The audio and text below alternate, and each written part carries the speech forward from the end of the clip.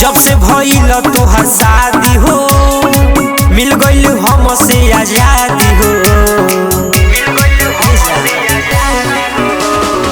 जब से भइल तोहर शादी हो पालेलू हमसे आजादी हो।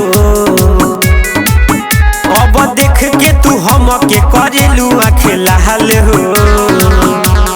तू ही रहलू माल हो अब पूछबो ना करेलू हाल हो।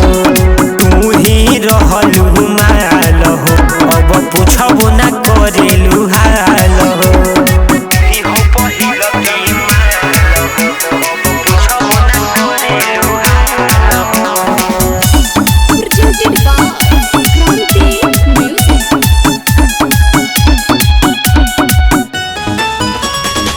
कैसे भुला गइलू पहिले के बतिया एके संगे तू बीतैलू दिन रतिया।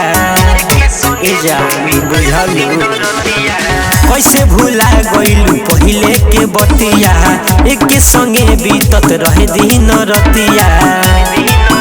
चुमत रही ताहार दुनु गोरे गाल हो।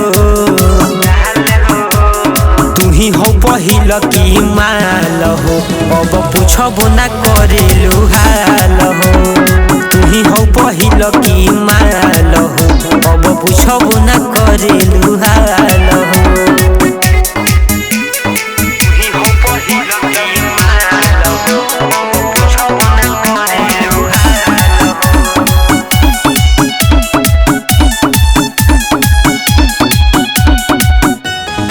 हमरे के मानत रहू आपन जान हो आज काहे तोड़ देलू सारा यार मान हो।